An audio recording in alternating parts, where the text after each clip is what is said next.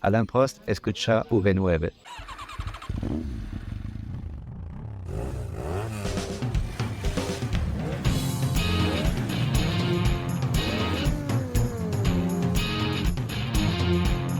Esto es V9, tu podcast de Fórmula 1 en español.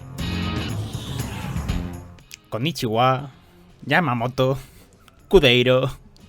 Por fin, Carlos, volvemos a Japón.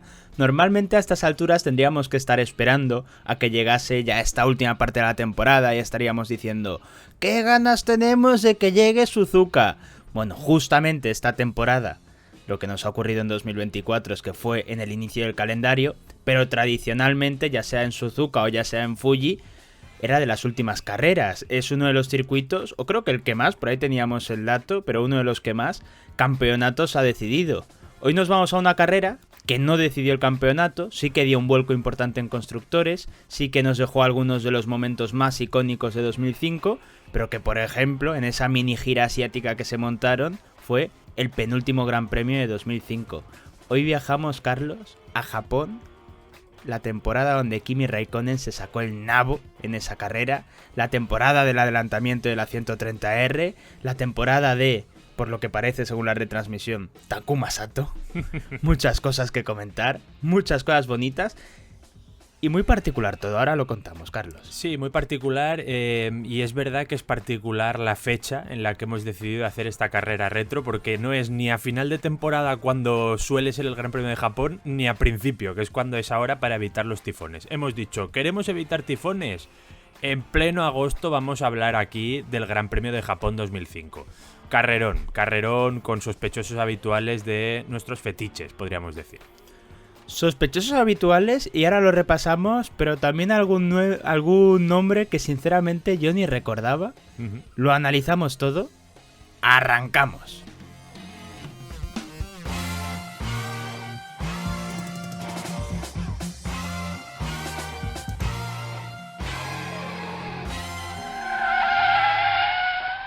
Ya sabéis que las carreras retro no siempre mantenemos el orden habitual, sí que más o menos empezamos por la parte trasera, luego vamos llegando al principio, pero además es que esta fue una carrera donde lo más importante ocurrió por arriba, o con los pilotos que normalmente estaban por arriba, porque bueno, claro, prácticamente... por arriba, por abajo, por en medio, pero siempre con los mismos protagonistas. Tuvimos una parrilla invertida en Japón, pero antes de ir a eso, Carlos, una cosa que... lo comentaremos más adelante, pero una cosa que me ha gustado mucho de ver en este caso la retransmisión española, ya sabéis por cierto que durante estos días os dejaremos en el canal de Telegram algún enlacillo o algo para que podáis ver la carrera, es de las más fáciles de encontrar que hemos contado últimamente, pero vamos, aún así, en la descripción os metéis y por ahí tendréis en el momento el Gran Premio de Japón 2005. Comentaba al inicio que fue la penúltima carrera de la temporada, además con el Mundial de Pilotos ya decidido, un Gran Premio que fue buenísimo, pero también dejó momentos, sobre todo entre paradas, más para estar de charreta entre los comentaristas.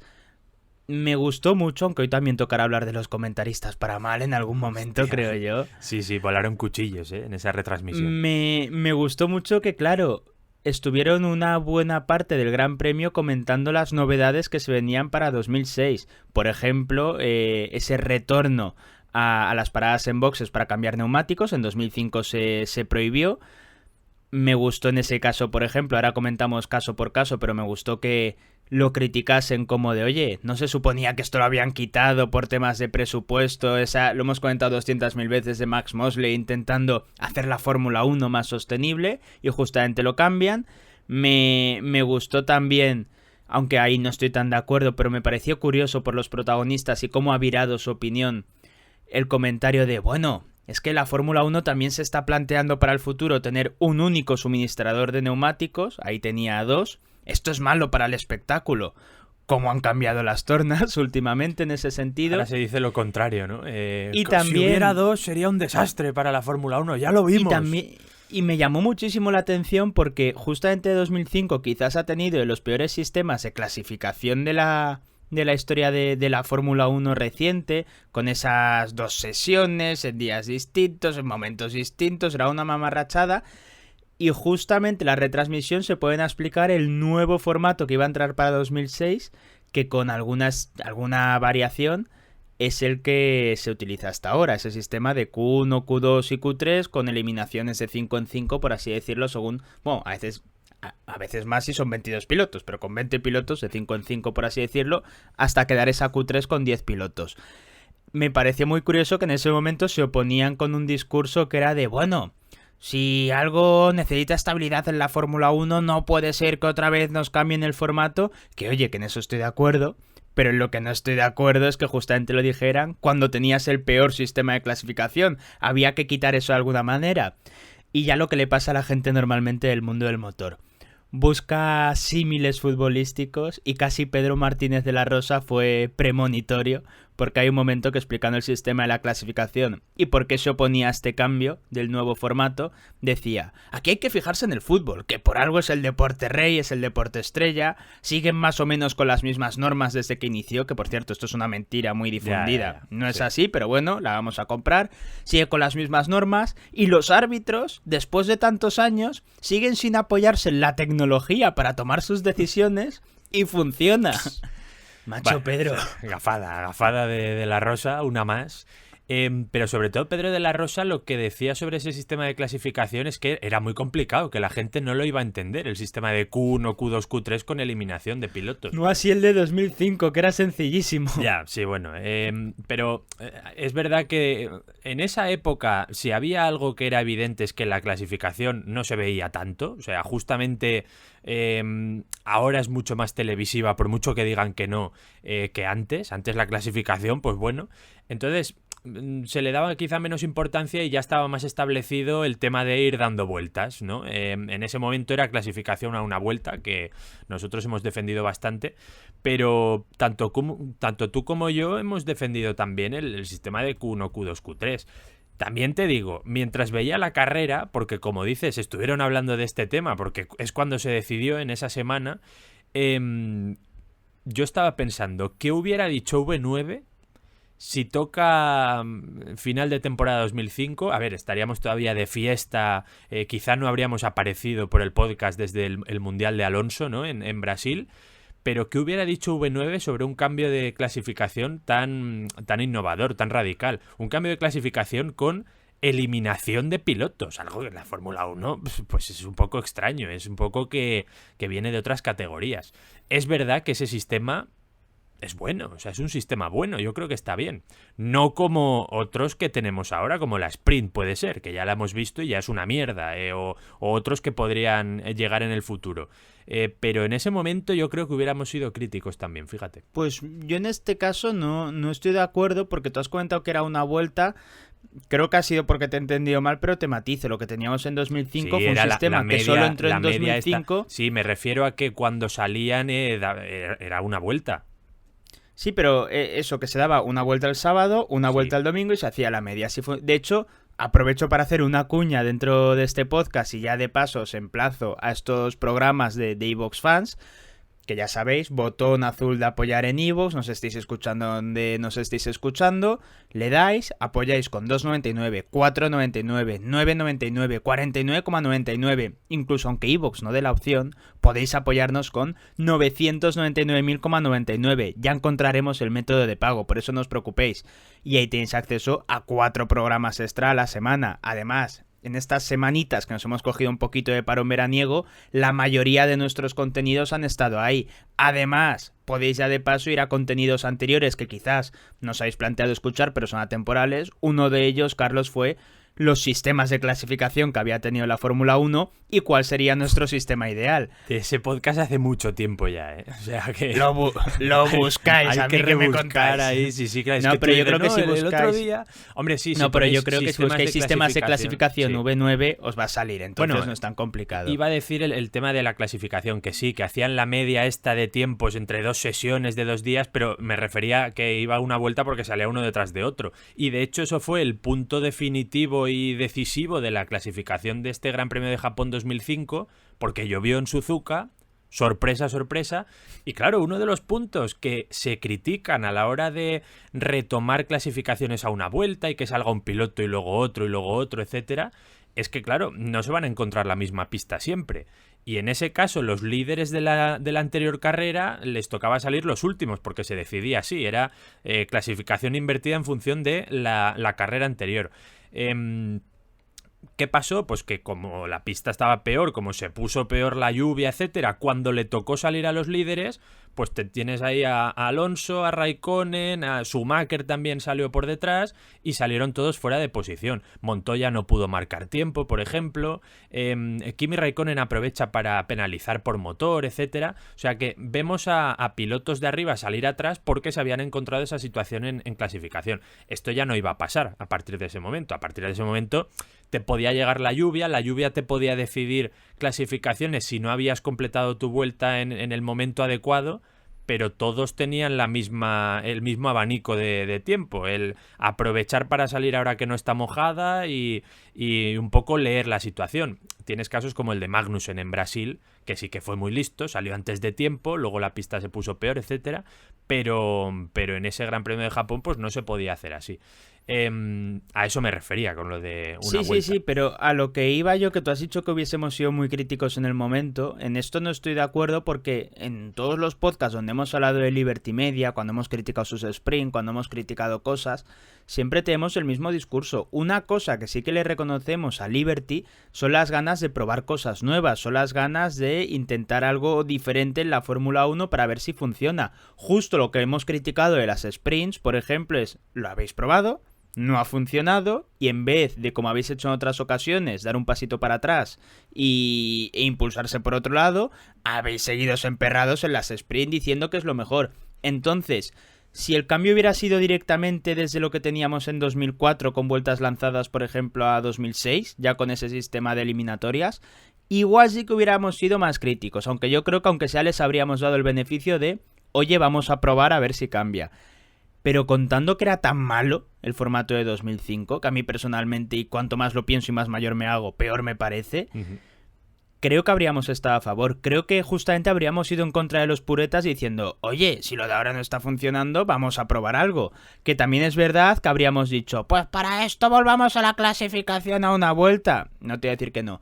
Pero no me parece que seríamos de los más críticos, sobre todo viendo los dardos que se lanzaban en esa época. Ya me gustaría tanta dureza con la Fórmula 1, aunque no esté de acuerdo, ya me gustaría tanta dureza. A mí me gustaría que cada cambio que se hace en la Fórmula 1, pues en las retransmisiones fueran críticos con ello y no dijeran, bueno, veremos espectáculo, tal.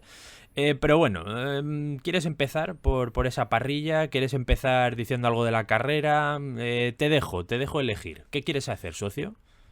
Pues mira, quiero empezar por un análisis más general del Gran Premio de Japón porque tenemos algún caso muy específico por la zona baja que sí que tocará tratar, pero va a haber a otros pilotos, sinceramente. Por ejemplo, yo de Thiago Monteiro hoy no tengo nada que decir. No, hoy no. Llámame loco. Hoy yo quiero decir algo de Robert Dornbos. Sí, por ejemplo, es que hay más de un piloto que hoy toca comentar de esa zona, pero vamos, será rápido esa parte. Justamente Japón, dentro de lo que se puede pensar, porque algún sinvergüenza podría aprovechar este podcast o el análisis del Gran Premio de Japón de 2005 para decir, ¿veis cómo las parrillas invertidas son buenas? Justamente aquí nos dio un buen espectáculo. Pues yo lo veo justamente al revés. Correcto. Tener la magia de por circunstancias de clasificación, porque llovió, sea cual sea el formato, tener la oportunidad de ver una carrera tan rara como es tener al que va líder en el campeonato, al que va segundo, a los que están en las zonas altas saliendo desde el fondo de la parrilla para remontar rápidamente, tiene que ser algo excepcional, tiene que ser algo curioso, tiene que ser algo que casi 20 años después, dos tarados con un programa digan, oye, vamos a ver la carrera donde Kimi Raikkonen coge desde la 17ª plaza y remonta hasta la primera posición. Vamos a ver la carrera donde Fernando Alonso saliendo de 16º acaba en el podio con algunos de los adelantamientos más icónicos de la historia de la Fórmula 1. Eso tiene que ser la excepción. Luego también, tú ves Japón, que es un circuito estrecho con los coches de esa época, sensación de velocidad, sensación de adelantamientos. La primera curva, las pasadas que se meten son emocionantísimas. Y luego lo que decimos siempre, cuando reviséis la carrera, y si no ahora pues os lo contamos, tampoco hay tantísimos adelantamientos. No es tanto el rato que si jueguecito con el DRS que si te paso en recta. Eso sí, cada adelantamiento es un espectáculo. Ver a Michael Schumacher yendo un poquito más allá de la normativa, tanto con Fernando Alonso como con Kimi Raikkonen. Ver adelantamientos en más de una ocasión que lo que exigían era, bueno, pues o te matas tú, o me mato yo, o nos matamos los dos. Ver preparaciones como la que hace Kimi Raikkonen de la pasada en la última vuelta, que también comentaremos mucho hoy, que se tiene que iniciar en la última chicane de Suzuka para que te salga bien, y donde si Fisichella no comete un error, que lo tiene que ir forzando 2 o 3 vueltas, nunca se consigue esa pasada. Ver que un tío, para conseguir una remontada con un coche que en ese momento por estrategia y por características era un segundo más rápido, en ese momento como era Fernando Alonso respecto a Michael Schumacher, necesita hacer una salvajada como pasarlo en la 130R. Personalmente, eso me parece un mayor espectáculo que 70 adelantamientos ficticios. Sin duda, pero bueno, no descubrimos nada nuevo. Es verdad que Suzuka es un circuito muy estético a la hora de los adelantamientos, incluso en la Fórmula 1 de hoy en día, cuando vemos adelantamientos en esa curva 1, por esa sensación que te da, por la forma que tiene, por esa forma de adelantar por fuera y meter el coche, sí que da sensación de espectáculo, haya o no DRS. Pero le sumas lo que tú estás diciendo, ese compromiso que adopta el piloto y ese trabajo que lleva de toda la vuelta anterior, incluso de las 5 vueltas anteriores, persiguiendo al rival de delante, y le sumas que son coches que se deslizaban por la vida como si fueran cuchillas, o sea, iban con una sensación de velocidad tremenda, y el ruido y todo esto que es un ruido que no para, y oyes los coches frenar y esos petardazos que... No sé, sonamos a polla viejas, pero esto molaba más. Esto molaba más que lo de hoy. No me jodáis, hombre. A polla viejas sonaron en la retransmisión española. Por cierto, Fernando Alonso en esta carrera ya era campeón del mundo de Fórmula 1, sí. Venía de proclamarse. Sí que quedaba en juego el Mundial de Constructores. Y Alonso, en lo que es su vestimenta, utilizó unas zapatillas doradas a modo de celebración. Algo que le ha pasado luego también 10 años después con McLaren. Creo que fue por el 10º aniversario de Johnny Walker. No me acuerdo. Pues sí, creo que él y Baton utilizaron unas botas especiales doradas, pero era por un tema de patrocinio. Aquí fue como celebración, botas doradas. Vamos, les faltó llamarles maricones directamente a los de Renault. ¡Qué salvajada! Unas zapatillas doradas, ¡qué barbaridad es eso! ¿A dónde vamos a llegar? Pues bueno, ¿a dónde llegaste? La retransmisión, que es parte de esta carrera retro, vamos a aceptarlo así. De estos años siempre comentamos los dardos que se lanzaban De la Rosa y Gonzalo Serrano, porque Gonzalo Serrano siempre estaba ahí con De la Rosa. Venga, cuéntanos algo, ¿no? Que no nos dices nada. Claro, como eres de McLaren, venga, cuéntanos. Ay, es que lo llevo por el camino de la amargura. Y De la Rosa se le notaba que cada vez que hablaba estaba a punto de mandar a la mierda a Gonzalo Serrano. Y entre tanto estaba Lobato, pues llamando cascarrabias al Serrano, descojonándose.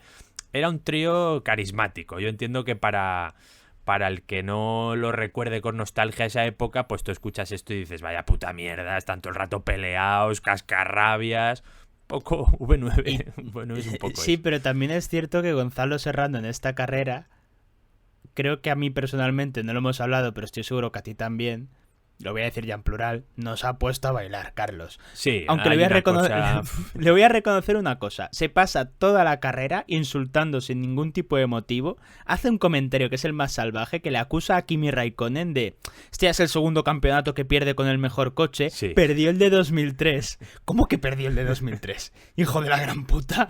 ¿Cómo que perdió? Lo llama manazas a Kimi Raikkonen le por acusa romper de que el es motor. Su culpa. Por romper el motor. Claro, De la Rosa no sabe dónde meterse. De la Rosa... Bueno, a ver cómo discuto esto. Y el otro llamando manazas, literalmente, a Kimi Raikkonen, porque es que ha roto un montón de motores en ese McLaren. Siempre tuvo cruzado a Raikkonen, siempre. Cualquier cosa que hacía Raikkonen, incluso en la temporada 2007, cuando gana el Mundial... Que gane el Mundial Raikkonen es como, bueno, claro, os pasaba por ahí y se ha encontrado ahí un campeonato del mundo y lo ha cogido, ya ves tú, pero este tío no tiene lo que hay que tener. Siempre eran palabras de desazón y de odio hacia Kimi Raikkonen. Entonces, en ese sentido, pues hay que entender todo este tipo de opiniones. Pero pese a todo, que esto sí que lo comparo con retransmisiones, y no solo la española, sino creo que la forma de hacer retransmisiones en la actualidad... Gonzalo Serrano tiene algo que a mí sí que me gusta, sin ser mi comentarista favorito, ni muchísimo menos. Y es que es un tío con el que me iría de cañas, por así decirlo. Es un tío que lo veo limpio, lo veo que va de cara. O sea, este señor tiene cruzado a Kimi Raikkonen, se pasa toda la puta carrera metiéndole palos, como tú dices, le llama hasta manazas, lo insulta. Eso sí, cuando te hace un pedazo de adelantamiento, coge y dice, ¡bof! ¡Qué pedazo de pasada ha hecho el cabrón! Claro, Sí. yo eso lo comparo con opiniones de la actualidad que cuando tienen a uno cruzado ya es todo mal, no le voy a reconocer nada que me quita la razón. Coño, me parece de una transparencia dentro de no estar nada de acuerdo con lo que dice, que por desgracia se ha perdido, así que mini punto positivo en ese sentido. Mini punto, sí, pero le tocó mamar de Kimi Raikkonen. Bueno, y otra cosa que se me estaba pasando, y ya A ver. vamos un poquito a cómo fue la salida. Sí, vamos a hablar de la carrera, si te parece. Siempre que comentamos alguna carrera retro, en la retransmisión meten un pedazo de gafada, de una forma u otra. Están haciendo la porra, Pedro de la Rosa dice, pues yo voy a confiar en mi piloto, sé que tenemos ritmo, va a ganar Kimi Raikkonen. Coge Lobato y dice, pues entonces yo una posición más adelante, va a ganar Fernando Alonso. Don Gonzalo Serrano, ¿qué os habéis fumado? ¡Os habéis fumado! Y Lobato, ¿Estáis locos? estamos perfectamente en forma esta mañana. ¿Tú recuerdas dónde viste esta carrera? O sea, ¿recuerdas ese día? No. Yo no la vi en directo, la vi en diferido a cachos en un bar de carretera porque yo estaba volviendo ese domingo de una boda en Zaragoza. ¿De quién? No lo sé. No sé de quién era esa boda, pero yo vi trozos del Gran Premio de Japón en un bar de carretera. Una boda en octubre tiene que ser jodido, ¿eh? Sí. Sobre todo en España, pienso, porque ¿cómo te vistes para una boda en octubre? Pues O sea, al final, con sí, un pero traje. O sea, Sí, pero que hay trajes más fresquitos, igual, pues de hecho, depende es de dónde bastante sea. mejor en ese sentido una boda en octubre que una boda en julio. Pero Es que bastante las bodas en mejor. verano. Claro, Sí, pero claro, en una general boda en esas verano fechas es de una- abril, no, una pero no solo terroristada. octubre, abril, por ejemplo, que es una zona, o mayo, que también es este tipo de celebraciones, no solo bodas, comuniones, a mí me parecen chopadas. Ya, sí, sí, sí. Es que o igual es que yo no sé llevar un traje, pero yo me pongo un traje y sobre todo una vez ya te acostumbras que ya estás en el convite, bien, pero aparte más de iglesia, tener que estar ahí por fuera, yo pienso, mira, no me quito la chaqueta, pero no es por elegancia, es porque llevo aquí 3 litros de agua, Llevo que si dos me camachos, quito la chaqueta... dos camachos en los sobacos. Ojalá fueran 2 camachos. Sí, sí, Esto sí. que te notas la espalda de otro color directamente, que dice, esto tiene que ser una barbaridad más asquerosa, que me da hasta vergüenza quitármelo. Eso sí que es algo que habría que revisar, ¿eh? Nos oprimen con la moda. Pues mira, uno que también se siente oprimido cuando se pone un traje de piloto de Fórmula 1 es Juan Pablo Montoya. Juan Pablo Montoya nos lo quitamos muy rápido, no duró mucho en la carrera. Se lo llevó puesto, no se lo llevó puesto, sino que lo echó de pista a Villeneuve, sospechoso habitual. Le metieron 25 segundos de sanción después de la carrera. Es verdad que Montoya metió el coche donde quizá no tocaba, era una maniobra un poco suicida y se metió un ostión efectivamente tremendo.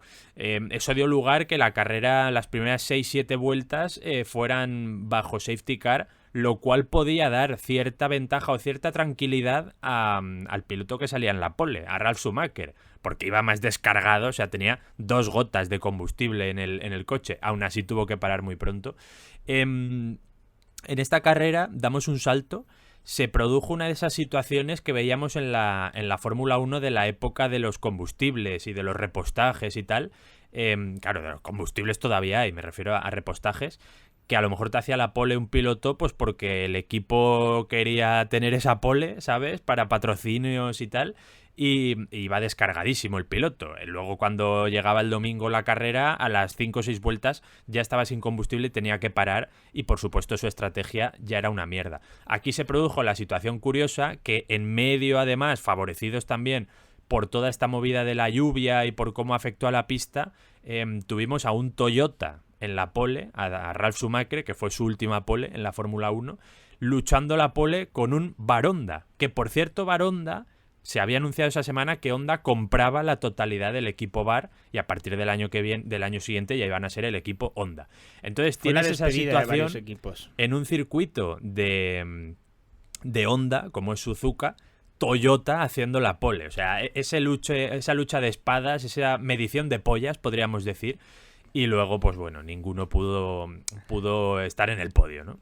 no fue lo más grave que pasó entre Baronda y Toyota. No. La verdad es que no. La medición fin de de pollas también se Sí fue que es por verdad otros que, derroteros. claro, esto hay que tenerlo en cuenta porque podemos decir, Ralf Schumacher que salía primero acaba octavo, mal. Bueno, también podríamos decir que fue el primer coche que con una estrategia de 3 paradas.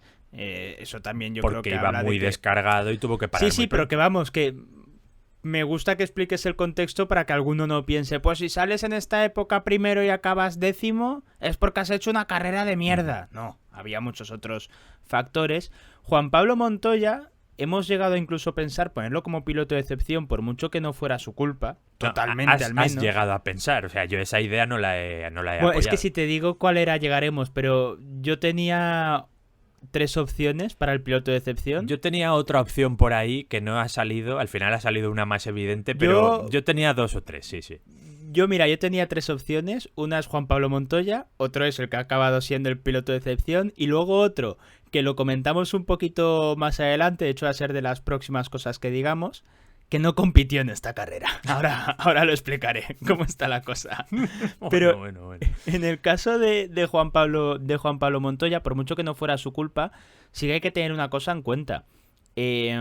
Actuaciones como las de este fin de semana, cuando McLaren era el mejor coche de la parrilla, aparte me gusta la transparencia también con lo que lo comenta Pedro de la Rosa, que dice, a ver, el McLaren va 5 décimas más rápido que Renault y luego Renault ya está 3 o 4 por encima del resto, entonces por eso ha sido difícil recortar puntos a Fernando Alonso. Con un coche así yo creo que el Mundial de Constructores de McLaren no se tendría que haber escapado o lo tendrían que haber peleado un poquito más de lo que ya lo hicieron. Hay que tener en cuenta que igual en esta época no parecía tan grave, pero lo que decimos siempre, ha llovido ya desde el último Mundial de Constructores de McLaren y creo que es algo que no se deberían permitir. Lo ligo con 2024, debe ser el año que McLaren consiga el campeonato de constructores. Entonces, aunque no sea tu culpa, en una carrera donde tienes el mejor ritmo, donde Kimi Raikkonen gana pegándole un pasadón tremendo a Fisichella en la última vuelta, no puede ser que el resultado sea beneficioso para Renault. No puede ser que Japón en la penúltima carrera coja Anita adelante en el campeonato de constructores. Pero yo por esta carrera no culpo a Montoya. Por otra sí, su final de temporada fue bastante bueno. Ganó 3 carreras en esa segunda mitad de año. Pero no culpo a Montoya en esta carrera porque justamente 2 segundos antes de que Montoya se coma el muro y reviente el coche porque lo echa de pista Villeneuve, Raikkonen había estado a punto de estamparse también, se había ido por la hierba en la chicane de la última curva y luego la carrera de Raikkonen pues ya vimos que fue algo distinta. En esas primeras vueltas que iban al ataque todos, sobre todo los pilotos que llevaban coches rápidos y salían muy atrás, pues era normal que hubiera ciertos encontronazos y justo esta vez, por una vez, no fue una terroristada de Montoya, o sea que no, yo no le echo culpa al colombiano. Sí, pero tú dices que fue buena la segunda mitad de temporada y oye, es verdad, pero hay una cosa acojonante que es que desde Canadá, o sea, contando además que la primera mitad de temporada se había perdido 2 carreras, es decir, empieza siendo sexto, cuarto, no compite ni en Bahrein ni en San Marino, y luego es séptimo, quinto y séptimo. Desde ahí, desde Canadá, el resto de sus actuaciones son todas o no acaba de una manera u otra, o no puntúa. En el caso de Bélgica, y además en Bélgica creo que tampoco acaba, pero se queda, lo voy a comprobar ahora, pero algo me suena de eso, de que pues le quedó igual una vuelta o cosas de estas que pasa. Y sí, o sea, tampoco acabó, realmente. Tuvo un accidente a falta de 4 vueltas, pero pues le dejaron acabar, por así decirlo. Juan Pablo Montoya, desde Canadá, descalificado en Canadá, que de esto sí que me acuerdo, creo que fue por saltarse un semáforo. Luego en Estados Unidos, pues lo que todos ya sabemos, que por cierto tenemos esa carrera analizada, no compite. Retirada en Francia, gana en Gran Bretaña, queda segundo en Alemania, se retira en Hungría, queda tercero en Turquía, queda primero en Italia, se retira, aunque lo ponen como 14º en Bélgica, gana en Brasil, se retira en Japón y se retira en China. Magnífico, magnífico. O sea... Es que esa es la magia de Montoya. Esa es la magia de Montoya y eso es lo que nos gusta. Pero hombre, como segundo piloto de un equipo te genera inconvenientes. Es la magia que te hace perder un campeonato de constructores, ¿no? Pero bueno, con el mejor coche. Es el todo o nada, ¿no? De Juan Pablo Montoya. Más pilotos que no acabaron. De Trulli nos lo quitamos rápido. Takuma Sato decidió intentar asesinarlo. Lo estampó, lo restampó. A mí me recordaba la acción de Takuma Sato, que ya hablamos más tarde de él, Cuando un toro se pone a embestir a una persona ya que está en el suelo, el típico encierro, el típico cincuentón gordo que pilla que dices, pero ¿cómo te has metido ahí? Y el toro está ahí, venga, y venga, y venga, y con la pared, y luego le da la vuelta. Takuma Sato con Jarno Trulli fue así.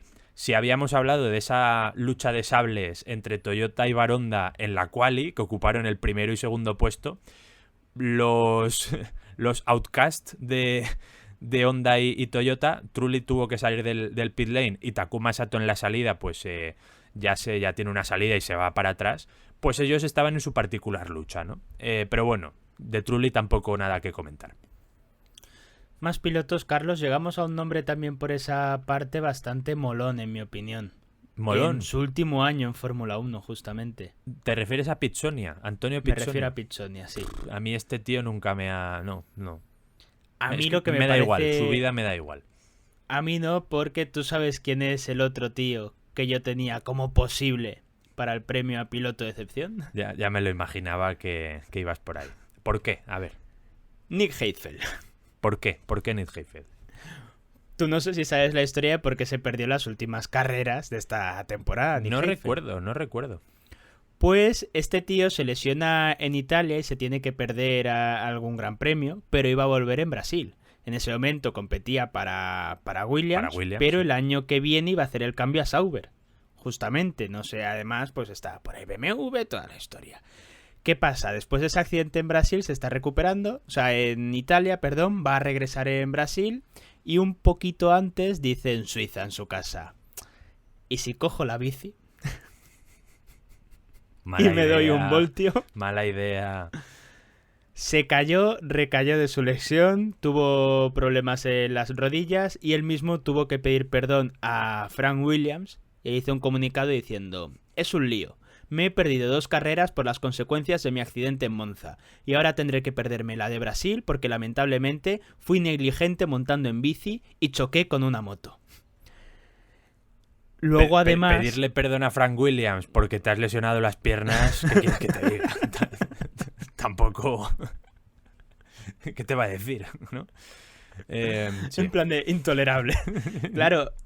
Aquí también es verdad que hubo más que rumores diciendo que vale, lo de perderse Brasil fue por culpa de este problema que tuvo en la bici, pero ya lo de perderse Japón y China, que fueron los últimos grandes premios del campeonato, fue más bien un, oye, yo me voy a ir a Sauber, vosotros no me queréis aquí, no me vais a subir al coche, ¿no? Y ellos, pues no, la verdad, te subimos a Frank Williams. Entonces, un tío que se perdió por su maldita culpa las últimas carreras del campeonato para encima tener que comernos a Pizzonia, piloto de excepción.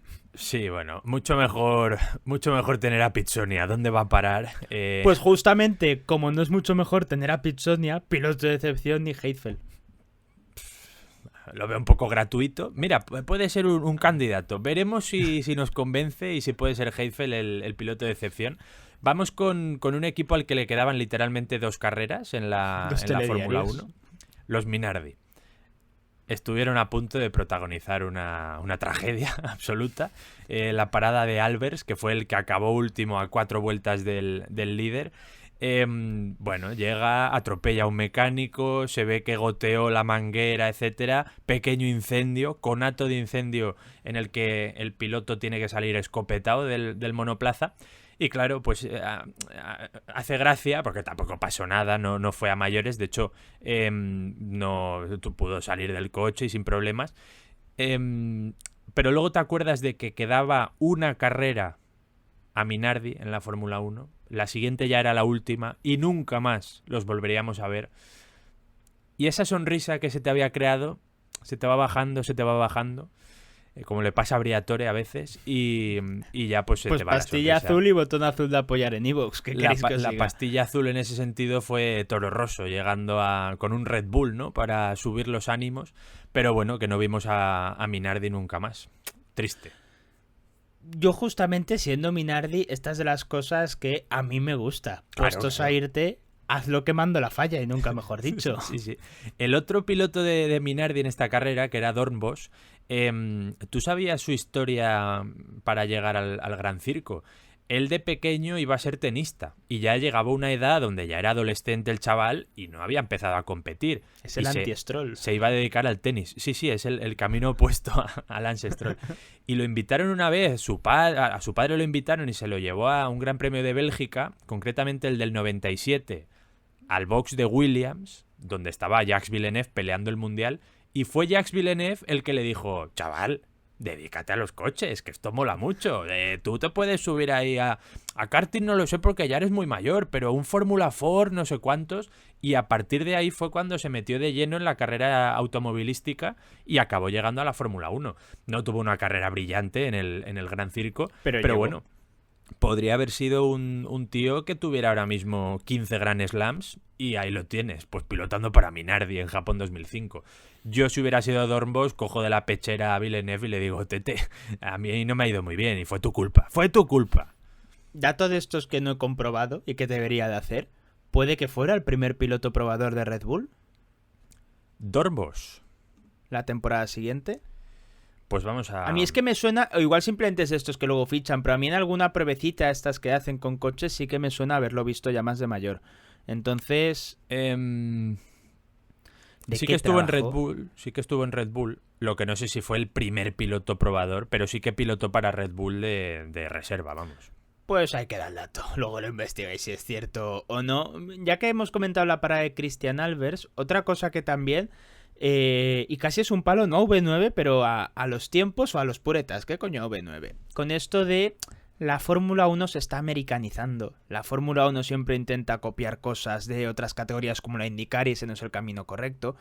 Una cosa, para 2006 ya hemos comentado que iban a volver los cambios de neumáticos en las paradas en boxes, y una cosa que se estaba comentando el nuevo reglamento, también por ese intento de ajustar el presupuesto y poner un límite, que es algo que también ha ocurrido casi siempre en la Fórmula 1 porque ayuda a traer a nuevos equipos y también mantenerlos, era el limitar muchísimo las personas que pueden participar en una parada en boxes. Por ejemplo, que solo pudiera haber un mecánico por rueda. Era de las cosas que se estaba debatiendo. No estamos inventando la pólvora. En la actualidad, cuando proponemos este tipo de circunstancias, es algo tan fácil como que igual nos daría más variedad, nos daría más espectáculo, daría más errores que lo que tenemos ahora, que son paradas de 2 segundos. Sí. Yo creo que no está mal como idea, que no es que de repente queramos hacer de la Fórmula 1 un IndyCar. Pero es que esto lo has dicho tú varias veces. El tema este de que haya un mecánico encargado Mecánico de por cada rueda y piruleta.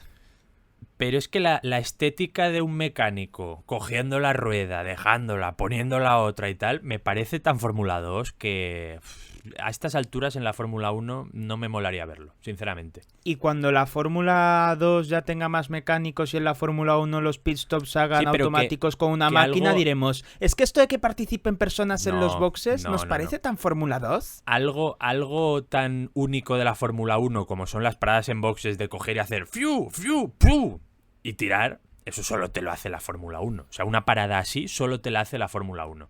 Y yo creo que tiene su valor. Obviamente, para mí las paradas deberían ser de 9-10 segundos porque tendría que haber repostajes. Entonces, toda esta velocidad... Pero bueno, tú lo de los repostajes no me lo compras, así que da igual. Albers tampoco te lo compra. Albers tampoco, no le Y el mecánico que casi se quema vivo. Y otro holandés, como es Verstappen... Verstappen el bueno, podríamos decir, el padre, pues tampoco nos lo compra, lo de los repostajes. De los repostajes hay una cosa que sí que echo de menos, que esto si os fijáis, por ejemplo, en la IndyCar o en las carreras antiguas, sí que sigue ocurriendo porque es normal. Es al mecánico que se encargaba de la manguera, al señor de la manguera, porque básicamente es un tío que tenía que sostener esa mierda. Sí.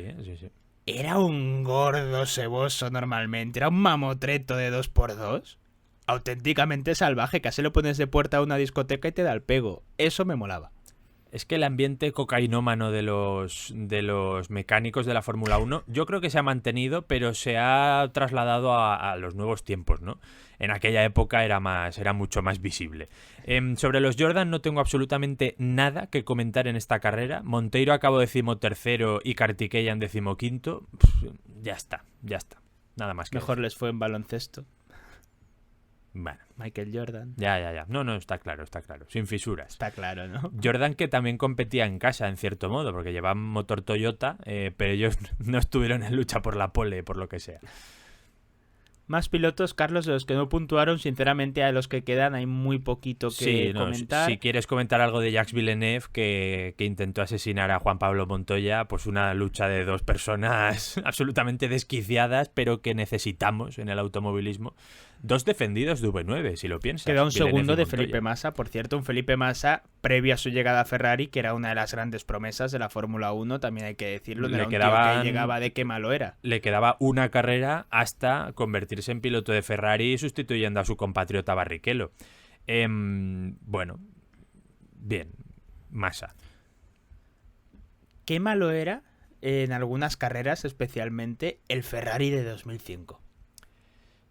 Y qué malo era Barrichello en 2005. O sea, es que vaya tela. Barrichello te hace una salida que tú tienes a Takuma Sato saliéndose por la grava y ves toda la polvareda y las piedras volando por ahí y dices, "Ja, qué malo Sato". Y llega Barrichello y dice, sujétame el cubata que voy a hacer lo mismo que tú. Voy a hacer lo mismo que tú, pero más heavy todavía. Y aparece Barrichello casi llevándose puesto a Takuma Sato y ¡frum! Por la grava, casi se come el muro. Obviamente se tiene que ir para atrás de la parrilla. Tuvo que hacer una parada y a las pocas vueltas volvió a parar para llenar combustible. O sea, una carrera que se va al garete en la salida, pero que resume un poco lo que era Barrichello ya en ese momento. Barrichello luego tuvo pequeños conatos de volver a ser un piloto competitivo, pero esa temporada no lo fue. Justamente es que esta temporada también hay que entender en el momento que se retiraban los pilotos, lo que parecía es que su tiempo ya había pasado, que Sí. ya le tocaba irse a su casa y dejarse de tonterías. Luego pudo unos años después, 4 años después, acabar ganando el Mundial. E incluso después de ese año, en 2009, nos dejó alguna buena actuación, le quedaba un par de temporadas en Fórmula 1. Pero vamos, que sí que el nivel fue dramático. Y justamente quizás por tener la oportunidad, que esto también habla del carácter de Michael Schumacher, que no se entienda esto como un palo, por ejemplo, a Hamilton, ¿vale? Pero Hamilton en 2022 lo vimos un poquito más pasota. Venía a luchar un mundial y de repente se encuentra con un tío rápido a su lado y se encuentra una mala situación en el equipo en ese momento porque no se estaba luchando por nada y se dejó ir un poquito en la temporada. Le acabó ganando Russell. Un año después se vio que el nivel era otro. Que Michael Schumacher, después de tantísimos años en la Fórmula 1, ya también rozando la retirada, su primera retirada, con un coche que no estaba para nada, con un cambio de reglamento, es que se pueden ver hasta los paralelismos en esas circunstancias. Que aún así en 2005 dijera, voy a intentar luchar por lo máximo posible, ya sea un tercer puesto, ya sea una cuarta posición o ya sea una octava, lo veo bastante meritorio. Más allá de cómo llegó la victoria ese año, que no lo veo nada meritorio, fue la de Estados Unidos, es que dejó carrerones. En esta tampoco podía hacer muchísimo más, pero casi le doy valor a esa remontadita que hace con el coche que lo hace. La victoria en Estados Unidos, totalmente anecdótica del Kaiser, le permitió mantener la racha de campeón del mundo que gana una carrera en la siguiente temporada. Que el último que no lo había conseguido era Villeneuve en el 98, hasta Sebastian Vettel en 2014 no volvió a suceder. Se salvó Michael Schumacher de aparecer en esa estadística. Totalmente anecdótica, no lo será tanto porque estoy revisando ahora para Toyota, por ejemplo.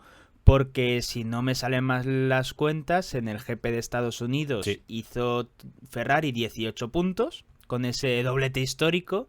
El Mundial acaba, para que entendamos también lo que decimos siempre del proyecto de Toyota, de lo bueno que fue por la Fórmula 1, que tuviese esa intención de ganar, aunque al final no lo hiciera.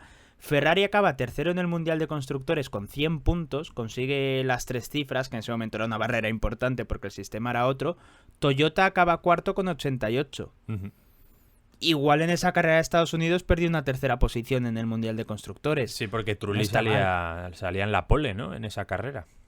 Sí, pero incluso si simplemente no la tienes en cuenta, pues son 18 puntos menos para Ferrari y la cosa habría acabado bien distinta.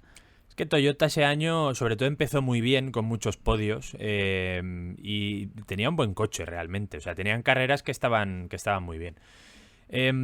Más coches que tenemos por ahí. Hay un piloto que fue muy protagonista en esta carrera, quizá de las carreras donde más cuota de pantalla tuvo, y es Christian Klein.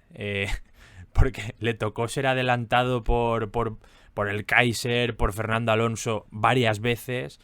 ¿Explicamos luego un poco cuando lleguemos a Alonso o quieres decir algo de Christian Klein? Vamos a decirlo ahora ya que estamos, porque cuando lleguemos a Alonso yo creo que vamos a embarrar con otros temas seguramente. Vale, bueno, pues Alonso se quita de en medio a Christian Klein, pero lo hace saltándose la chicane, saliéndose por fuera. Entonces se ve obligado a devolverle la posición. Christian Klein le adelanta y en plena recta, sin dejar que se escape, Alonso le vuelve a pasar. Esto no se puede hacer. Tú tienes que dejar rienda suelta. Esto pasó también con Verstappen y Hamilton en Arabia 2021, si no me equivoco. Entonces, bueno, varias vueltas después le dicen a Alonso que se deje caer. Ya Alonso estaba en el culo de Michael Schumacher esperando para intentar pasarle. Y se tiene que dejar caer 7-8 segundos a que le adelante otra vez Klein y volver a empezar el proceso. O sea, la carrera de Alonso en ese sentido fue bastante desesperante, pero le volvió a adelantar. Christian Klein al final acaba noveno. Fue una carrera donde salía bastante adelante, donde muy al principio ya ha perdido posición con Coulthard, con su compañero, pero una carrera bastante decente, creo yo, de Klein, de las que más ha salido en pantalla, evidentemente, de toda su trayectoria. Es que también Red Bull en esta carrera iba bien. La prueba está que, si te parece también lo comentamos, Coulthard acaba en puntos y acaba delante de los dos Schumacher. Uh-huh. Sí. Uno con un Toyota y otro con un Ferrari, que eran coches bastante superiores. A Coulthard es el que le adelanta a Webber, no, es a Button. A Button le adelanta a Webber en la parada en boxes y sale por delante de la parada. Moló bastante esa maniobra, buena parada de Williams, que estuvieron bastante despiertos. Pero sí, sobre Coulthard tuvo alguna acción así un poco tirando al terrorismo, pero no recuerdo ahora con quién. Pero bueno, Don Coulthard. Que por cierto, Jenson Button para mí también salía segundo, acaba quinto, hizo una muy buena carrera en casa, podemos decir, porque estaba con Baronda, que luego sería Honda, pues sí, oye, sí. Carrerón de Jenson Button en ese sentido. Ya que, no sé si tienes algo que comentar, ya que el favorito del público japonés estaba en otras peleas, en ese gran premio, pues Button estuvo luchando por el podio realmente hasta que ya en el último stint Alonso ya está con el cuchillo entre los dientes y Webber ya le ha pasado en la parada en boxes. Pero bueno, es una de esas carreras. Hacen el comentario también, el otro día no recuerdo en qué programa hablábamos de Button y de cómo tras la temporada 2008 pues se le tenía como un piloto que ya no iba a ganar, que ya le había pasado el arroz, que nunca había llegado a las expectativas que prometía cumplir. Y en ese 2005 se tenía esa sensación, ¿no? Después de la temporada 2004, que había estado muy bien con el Baronda, había hecho muchos podios, pero no había ganado todavía una carrera. Este año se le pasa otra temporada y tampoco había ganado. En la retransmisión comentaban, pues sigue sin victoria Jenson Button. No llegaría hasta Hungría 2006 esa victoria, y luego otra travesía por el desierto hasta encontrarse el Brown. Una carrera curiosa, la de Button. De esto de Button estuvimos hablando la semana pasada en un podcast que tenéis en abierto, los One Season Murder. El nombre lo indica, os lo recomiendo porque es que encima están abiertos, aquí no hace falta ni pagar. Donde directamente estamos hablando de los pilotos que han sido buenísimos, pero que por una circunstancia o por otra tuvieron un año muy malo. En el caso de Jenson Button, os hago el mini spoiler, la temporada que señalamos fue 2008, si no me confundo. Correcto. Pues a partir de ahí estuvimos comentando un poquito de él. Quien hizo también, que en ese podcast, no en la lista, pero sí que lo mencionamos para comparar con otros pilotos, fue Mark Webber. Y aquí sí, tú decías que Jenson Button peleó por el podio. Bueno, sí. Mark Webber de verdad sí que peleó por el podio hasta casi la última vuelta. Mark Webber para mí es un serio candidato a piloto revelación. No se lo hemos dado, pero sí que fue una gran carrera. Una gran carrera y una buena temporada, donde muchas veces yo recuerdo a este Webber, por ejemplo, en Mónaco es este año cuando iba para podio, pero abandona, que se le chamusca. No sé si en Mónaco 2005 o Mónaco 2006, una de esas dos. Y bueno, en Japón hizo un carrerón, Mark Webber. Sí que iba para podio. Hasta que Fernando Alonso le dice: hoy no toca podio, Webber, hoy te voy a meter una pasada histórica por dentro, por la hierba, en la curva 1 de Japón. Hasta luego. Pero bueno, sí, me gustó bastante la carrera de Webber, el ritmo de Webber, porque hay una circunstancia de los coches de esta zona media que se encontraron en la situación de luchar por podio, y es que tuvieron bastante buen ritmo. O sea, Button y Webber sobre todo, pero también Coulthard estuvo ahí. tuvieron bastante buen ritmo. Obviamente no podían igualar el ritmo de los Raikkonen y los Alonso, pero sí que se mantuvieron firmes en esa posición, porque Fisichella, por ejemplo, que sí que era un piloto que iba con el segundo coche más rápido, o el primero, según dijo Fernando Alonso, luego discutimos sobre este tema.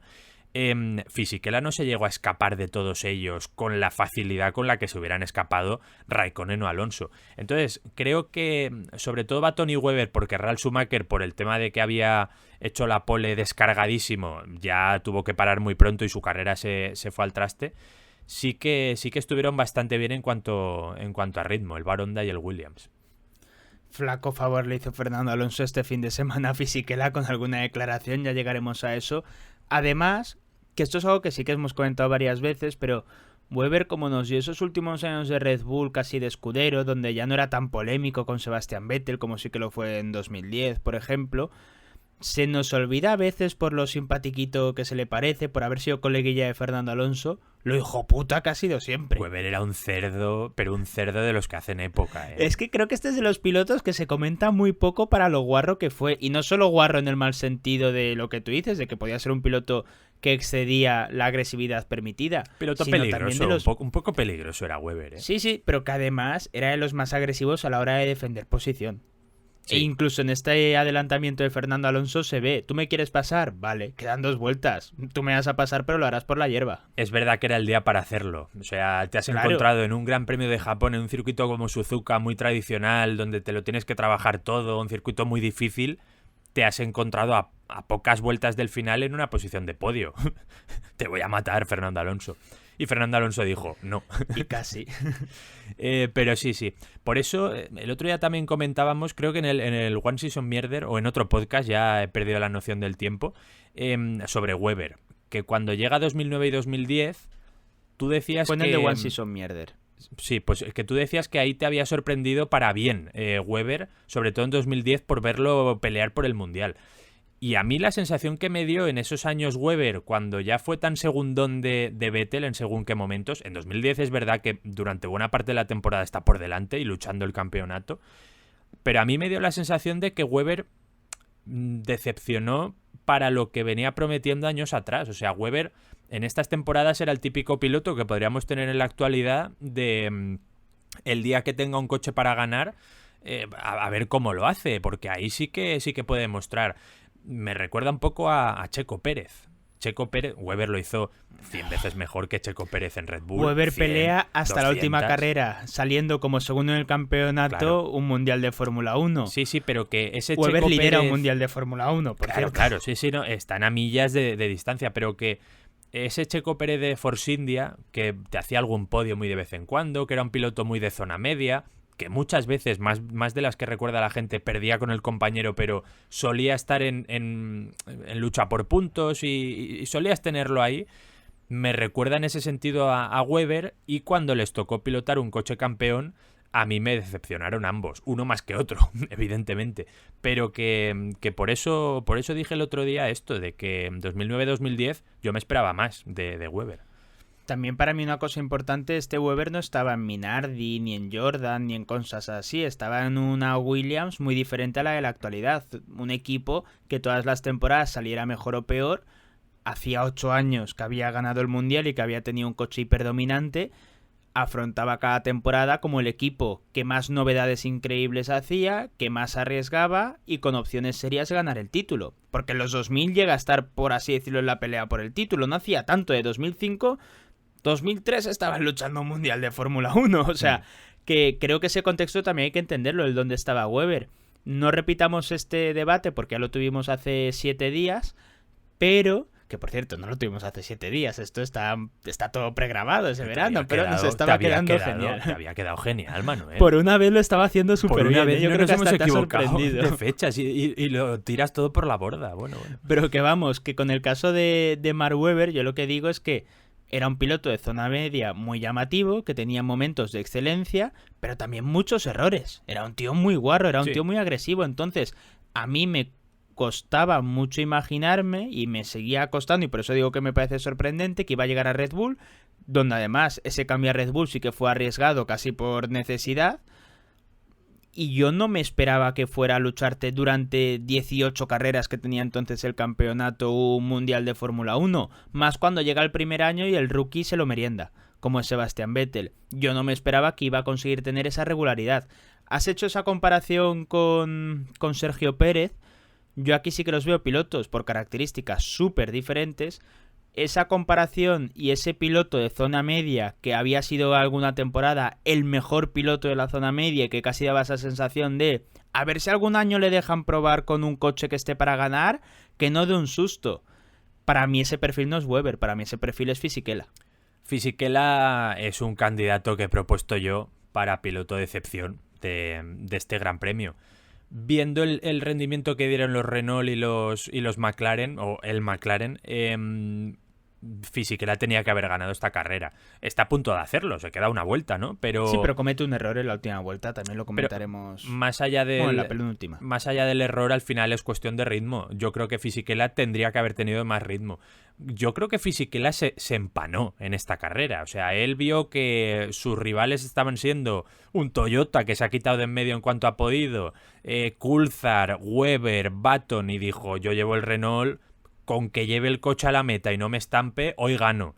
Y creo que eso es lo que le pasó factura. Él no se esperó que se le plantaran ahí, sobre todo el McLaren. Alonso, con una estrategia un poquito mejor, se lo hubiera plantado también en esa lucha, pero se durmió. Yo creo que Fisichella en esta carrera se durmió y por eso me decepciona tanto, porque era una carrera muy importante para Fisichella y para Renault, que Renault se estaba jugando el Mundial de Constructores, que al final lo ganan y todo sale bien y todo perfecto, pero una carrera en la que Raikkonen y Montoya te salen desde atrás y tu compañero, que acaba de ser campeón del mundo también, y tú sales tercero y te estás jugando el Mundial de Constructores, no me parece suficiente con voy a aguantar aquí porque estoy nerviosito, no se me vaya a escapar de las manos una victoria que tengo.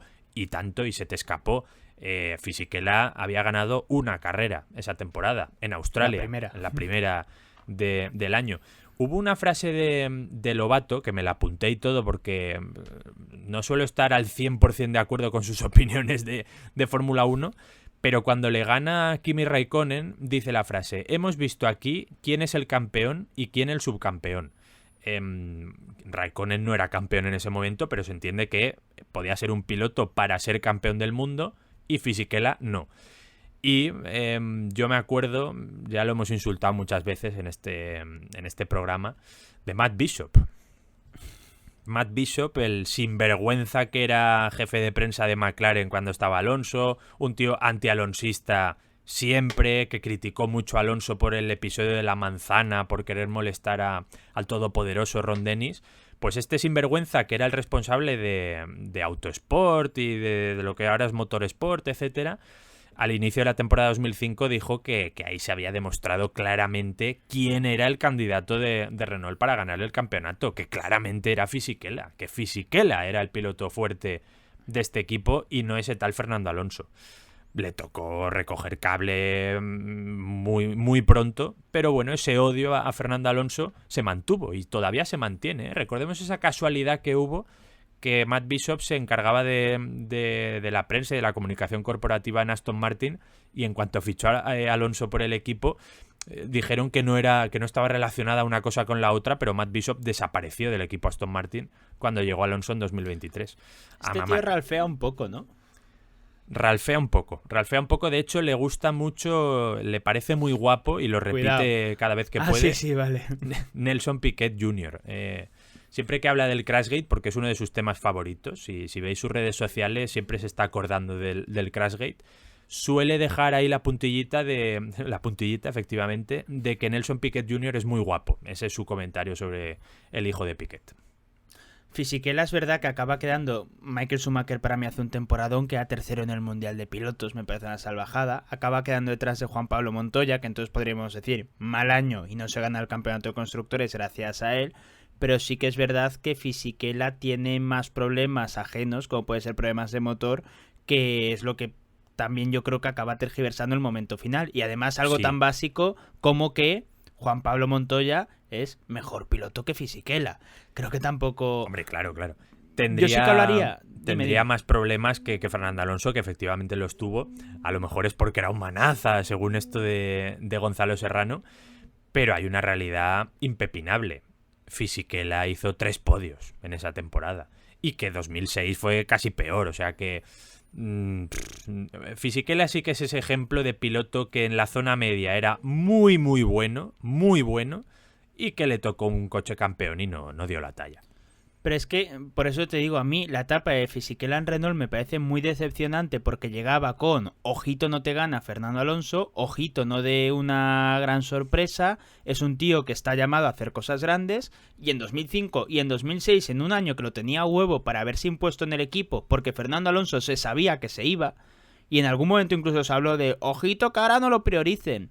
Es decepcionante porque acaba demostrando que para lo que sí que sirve es simplemente para ser un segundo piloto, para ser un escudero de un gran equipo o un piloto de zona media. Por cierto, unas cosas Fisichella que Checo Pérez nunca ha llegado a ser. Por supuesto. También un poquito por matizar, Checo Pérez nunca ha cumplido como segundo piloto, Giancarlo Fisichella sí. En lo referido a Japón a mí no me parece el más decepcionante porque por las circunstancias que sea, gracias a su posición, Renault sale líder del campeonato de constructores.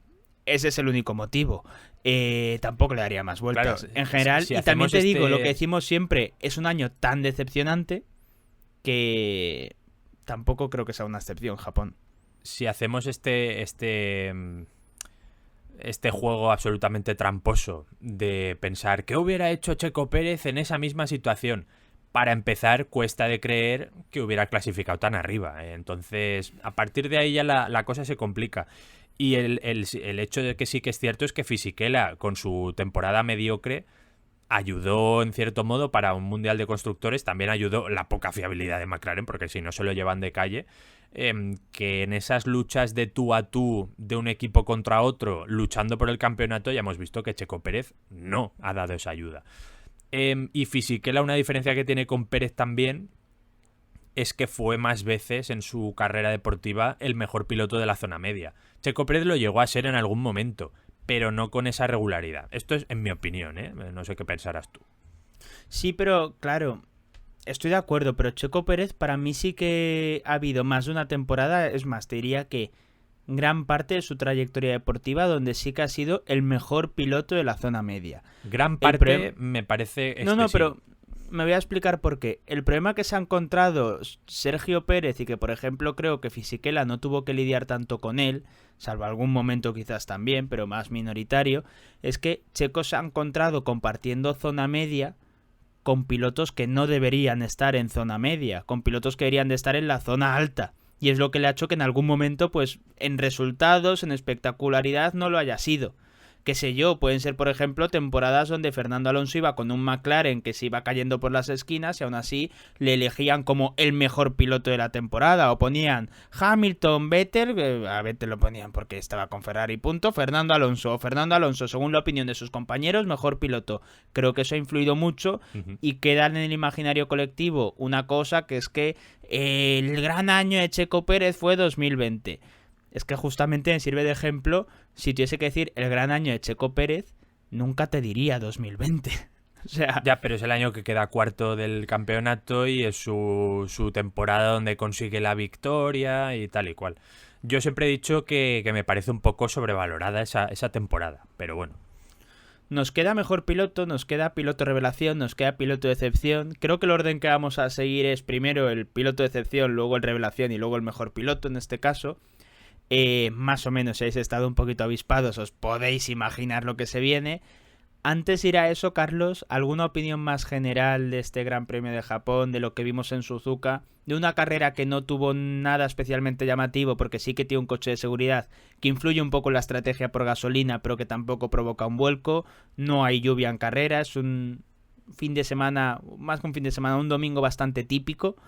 Pero aún así, en mi opinión, nos deja una de estas carreras que se puede ver en bucle y te sigue divirtiendo. Es un carrerón porque no hay lluvia, no hay accidentes tremendos más allá del principio, pero sí que es verdad que aquí hay, aparte de espectáculo accidental, ¿no? Y es el tema de que salgan atrás los líderes. Podcast circular, volviendo a esto que hemos dicho al principio de las parrillas invertidas y tal, la gracia de esto es que fue por una circunstancia de la naturaleza, como es la lluvia, como es un poco el azar de que le toque hacer la vuelta a los pilotos que cuando más llueve, a los pilotos líderes y todos salgan atrás.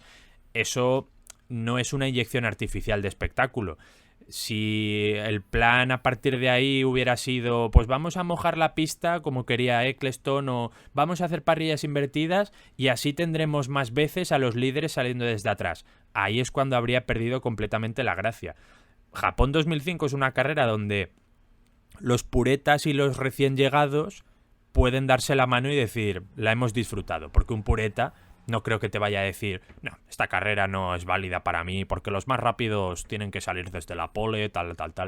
No te van a decir eso, porque es una carrera espectacular donde ves a los mejores pilotos dando espectáculo y haciendo auténticas salvajadas. Y los nuevos que te lleguen en esta carrera es imposible que se aburran. Creo que esa es la magia, que te sale una carrera así porque se ha dado la circunstancia. Si fueran todas así, pues vete a ver canicas, lo que decimos siempre. Vete a ver canicas y ahí cada vez gana uno. Consenso en Suzuka, y esto tengo que confesar que cuando... Esto ya lo he dicho alguna vez, pero lo repito. No, de esto te gusta ver canicas, o sea, esto es así. Te gusta. Yo menos mal que nací a finales de los 90 y no me tocó vivir la época dura de la droga en los 80, porque si no hubiera caído yo me engancho a cualquier cosa. Yo me gusta mucho ver las competiciones estas que me salen en TikTok de canicas, porque encima los hijos de puta te pueden nada más empezar. Elige un color. Y me ponen igual uno verde, uno azul, uno rojo, alguna cosa, y yo digo, la verde. Si gana, Aston Martin lo hace bien este fin de semana. Y a mí me genera nervio. Vale. Pues nada. O por ejemplo, este fin de semana sale una, digo, hostia, quiero que gane Piastri. Y la que más se parezca a la naranja hay muchas veces que no hay, con eso estoy jodido. Pero igual hay una gris y digo, McLaren. Digo, si eso, gana Piastri. Y ahí, vamos. No suele ganar la gris, por experiencia personal. O sea, no sé si es porque pesa más. Puede ser que pese más. ¿Hay balance of performance en el mundo de las canicas? No lo sé. Porque a mí sí que hay veces que me ha cabreado porque normalmente lo hacen bien porque tienen como una línea de salida, pero hay otras veces que yo noto como que les empujan. Otra cosa que me gusta mucho ver es cogen cochecitos, ¿vale? Pero de todo tipo. Igual pues un Hot Wheel, te ponen una figura de Rayo McQueen, te ponen un camión de bomberos y los ponen a todos Fórmula libre, lo podríamos llamar. Totalmente. Fórmula 1 soviética, que es otro de los podcasts que tenemos ahí disponibles para iVox Fans, 2.99, apoyáis el proyecto, que eso es lo más importante, que no lo he dicho. Tenéis que hacer el proyecto viable. Sí. Cogen todos estos cochecitos, te los ponen en una cinta de correr, la ponen a tope y funciona rollo Juegos del Hambre, el último superviviente. Yo ahí hay veces que creo que el árbitro lo hace mal, porque los coches no todos parten de la misma posición, ya no hay ningún tipo de clasificatoria, entonces creo que ahí ya hay un sesgo, les empuja un poco y a cuenta de riesgo hay veces que dice, esto se ha enganchado y hace como Bernie Eccleston que quería activar los aspersores, mete mano en la cinta. Eso no se puede hacer. Yo me he pillado un mosqueo las grúas remolcando a Hamilton en Nürburgring. Claro. Me siento ahora mismo como un psicólogo, ¿no? O un psiquiatra, mejor dicho, en la consulta, ¿no? Y sueles ver estas carreras de canicas. ¿Cuál te gusta más, la naranja o la gris? ¿Qué dirías? Dibújame cómo es la canica. Cuando me si salen, te enseño este dibujo, ¿cuál es el primer pensamiento que se te ocurre? O sea, parece esto ahora mismo V9. Tú en TikTok, cuando lo ves, porque a veces lo vemos, supongo que tú también. Yo cuando Eres de buscar cosas, porque sí que es verdad que es una plataforma, es la más pasiva que existe, porque qué sé yo me meto en YouTube para escuchar un podcast y me voy a buscar el podcast que quiero, o me da por ver un vídeo y es el que quiero. TikTok, claro, ¿cuándo veo carreras de canicas? Que es lo que me pregunta mi psiquiatra, el señor Ortigosa. Cuando los chinos quieren. Exacto, o sea, que tú no buscas carreras de canica, sino que te salen. Sí que es verdad que como me papo minuto y medio de carrera de canica, luego me lo recomienda más. Pero es cuando los chinos quieren. Si los chinos mañana me quieren, que por cierto, hay una cosa que esto lo hice mucho en los podcasts, supongo que igual tiene una parte de cuñadez, pero también seguro que tiene su parte real. El TikTok chino no es igual que el español. ¿En qué sentido? O sea, que el europeo, que el de otros países, que en los de aquí el algoritmo está pensado para enseñarnos más mierda, de pues vídeos chorras, carreritas de canica, como para mantenerlos más en nuestra mierda, vamos a decirlo así, y que en China... Muy sí bien que... expresado, muy bien expresada la idea. Pues sí, y que en China justamente las recomendaciones que hace, y sobre todo para gente joven, es más pues de vídeo científico, algo más cultural, Ya. o sea, que hay Sí, un no, cambio. no, y lo entiendo, y De apoyo. la apoyo morralla que para sea los de así. fuera y vamos a tenerlos anestesiados y a Apoyo que culturizar a sea- nuestra juventud. Claro, claro, apoyo que sea así. Si es una herramienta para tener las mentes bien nutridas ahí con el TikTok, pues a lo que vean en Europa y en Estados Unidos, enséñales la mierda más bastarda que encuentres y que sean todos subnormales, y nosotros nos culturizamos y nos educamos. Si nosotros hemos comprado esas reglas del juego, a mamar, a pechugar, ¿no? Es lo Las que hay. hemos comprado con todo. No culpemos a los chinos, ni mucho menos. Estoy muy de acuerdo porque, claro, No, no, TikTok... solo se puede culpar a los chinos y a los rusos. Pues no, culpamos a otra gente. Vamos a hablar Yo de creo- Japón 2005. Ya, ya, no, ya. sobre todo porque el SEO, el algoritmo, el algoritmo, sí, el algoritmo de YouTube, el de Evox, el de Spotify, ya está quemado, ya llama al CNI y ya este podcast lo van a escuchar nuestras familias y si eso, Carlos. O tú y yo cuando nos metamos a revisarlo. Nuestras familias ya no escuchan nuestro podcast. Ya, ya. Pero que vamos, que por redes sociales y tal, todas son un instrumento de propaganda. Como instrumento de propaganda, Carlos, quisieron hacer en Japón, así que vamos directamente con el piloto de excepción. Piloto de excepción. Sato. El niño Sato, ¿eh? El niño Sato... Ese es hizo- otro. Lo del niño Sato había sido justo en Japón 2004, ¿no? Sí. O sea que ahí ya tendría un añito más. Recordemos el momento, Takuma Sato, piloto japonés de Fórmula 1, Fernando Alonso le están haciendo un reportaje en la televisión española, siguiéndolo en todo su fin de semana en Suzuka. Están, creo que a la salida del hotel, un niño de entre 7 y 8 años se acerca a pedirle una foto, a lo que Fernando Alonso suelta cámara. ¡Un niño Sato! Sí. Para referirse a un niño japonés. Sí, sí, sí. Magnífico. Magnífico, obra de arte del nano. Pues bueno, Takuma Sato fue piloto de excepción de esta carrera. Acabó descalificado, o sea, que la FIA opinaba lo mismo que nosotros. Antes hemos hablado del intento de asesinato que tuvo contra Jarno Trulli, llegando a la chicane del final. Le golpea y le vuelve a golpear, le revienta el coche, se lo lleva puesto por dentro, o sea, es una maniobra absolutamente desquiciante. Y esto provoca el abandono de Trulli. Lo descalificaron por esa maniobra. Y yo aquí me pregunto, qué fácil es descalificar a Takuma Sato por un accidente. Qué fácil es, como es el japonés que está loco y siempre la lía y es un poco guarro y se le va la pinza y es un kamikaze, descalificamos a Takuma Sato. A otro piloto no lo hubieran descalificado por esa maniobra y esto es así. Sí, pero justamente una cosa muy curiosa de Takuma Sato, a él le dijeron que tenía que ser protagonista en el Gran Premio de casa y él dijo que sí. Le falta un poco de contexto de cómo tenía que ser protagonista. Hay un momento bochornoso que es en la salida, la retransmisión. Bof, sí, sí. Está pues Alonso pasando de 16º a 8º, adelantando por la hierba, Kimi Raikkonen también hacía un pedazo de remontada. Y en Suzuka la retransmisión dijo, bueno, todo eso está muy bien. A yo voy ver cómo enfocar a sale Sato de la grava. Yo voy a enfocar a Takuma Sato, a mí dejarme en paz. Es un momento bochornoso. La verdad es que es de las veces, yo creo que es la única vez que he visto algo así en una salida, ¿eh? No sé si, a ver, puede es algo que de lo otro hicieran, tiempo. puede que ayudara el hecho de que fuera japonés, pero ni siquiera por esas era normal. Yo creo que fue más bien un error de realización y que se empanaron y tal, que solo enfocaran a Takuma Sato saliendo de la grava y luego yendo ya por el segundo sector y tal y cual, y no nos enfocaran cabeza de carrera.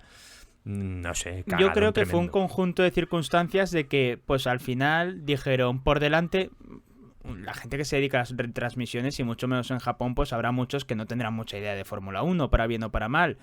Yo creo que dijeron, pues los de arriba no está pasando nada. Sí, está un cochecito azul y uno así grisáceo está adelantando mucho por atrás, pero si salían desde tan atrás... No te compro el argumento de que en realización es que no tienen ni idea de Fórmula 1 y no ven un coche idea, azulito. Vamos a ver. Y Manuel. tendrían el momento, hay que decidir en segundos, Carlos. Sí. Tendrían el momento de por adelante no está pasando nada y por atrás lo que tenemos es al piloto de casa por la grava y metiéndose otra vez en pista, que es lo más importante. Pero que aún así lo podrían haber enfocado, pero aguantaron demasiado con él. Yo creo que fue un error y ya está. Pero bueno, que no tiene más importancia. Fue gracioso porque Lobato dijo, pero ¿me podéis quitar a Sato? Que queremos ver qué pasa en la cabeza de carrera. La carrera de Sato, pues eso, patética. Creo que cruzó la meta 13º, que es penúltimo o antepenúltimo, pero bueno, luego sufrió esa descalificación. Y el año siguiente Sato ya estaría en Super Aguri, ¿no? Estuvo en Super Aguri. Lo que creo que 2006, yo creo que sí. Sí. Sí, directamente sí. Equipazo. Pero vamos, lo que no estoy de acuerdo contigo, o no totalmente, en parte sí, es lo de qué fácil es sancionar a Takuma Sato. ¿Se habrían atrevido con otro piloto? Yo no lo comparo tanto con los de su época, sino ¿se atreverían actualmente a actuar así con otro piloto? Y no te estoy diciendo con Verstappen, no te estoy diciendo con Fernando Alonso o con Hamilton. No, con otro que no sea un suicida, entre comillas. Claro, a mí lo que me sorprende es, y que no sé si llamarlo valentía o casi que quisieron dar un golpe encima de la mesa, descalificar al tío del Gran Premio de casa.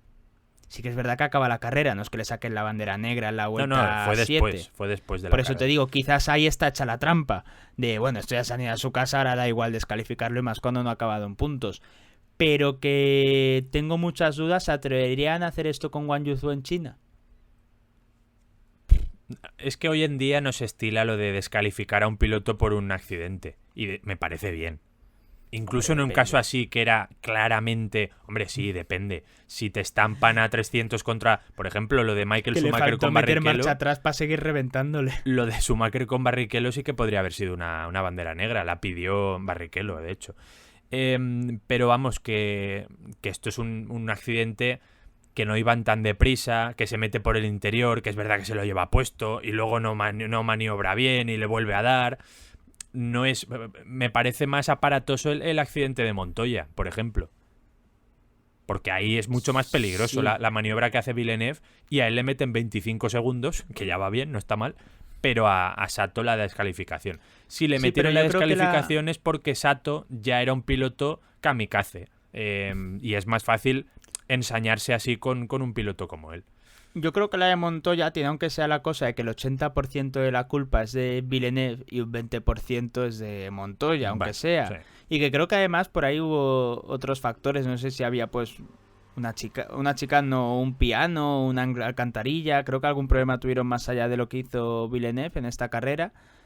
En el caso de Sato, es que el 100% de la culpa es suya. No es una cosa de iban en lucha y entonces tiene un primer toque y luego se pasa, coge y dijo, poto, pom, Sí, tú de el aquí no accidente pasas. Es cómico. Es que es eso, es de mal piloto, directamente, sin decir que Takuma Sato es un mal piloto, Dios me libre de decir eso. Es un piloto con poca carrera en Fórmula 1 para lo que luego ha sido.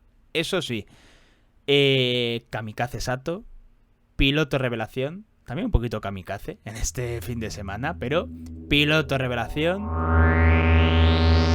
Fernando Alonso. Piloto revelación, el piloto que había sido campeón del mundo en la carrera anterior, ¿eh? Pero bueno, toca. Toca sobre todo porque para mí es una carrera donde comete algún error, por ejemplo ese adelantamiento que se ve obligado a devolver la posición en 2 ocasiones.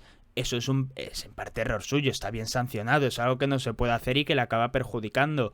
Podríamos decir que podría haber luchado por la carrera, todo esto, pero también hay una mentira que creo que se cuenta sobre Fernando Alonso y que creo que nosotros mismos a veces caemos. Es cierto que Alonso en Japón iba más liberado a la hora de competir, porque llevaba muchísimos fines de semana sin tener el mejor coche y donde lo que tenía que hacer era ser a veces extremadamente conservador, ir en todas las carreras, que esto tiene un mérito increíble porque lo hizo con 23 años y la primera vez que luchaba por un título, ir siempre con la calculadora para pensar en este campeonato de pilotos. Una vez lo consiguió, sí que es verdad que se pudo liberar más, pudo ser más agresivo y nos pudo dejar momentazos.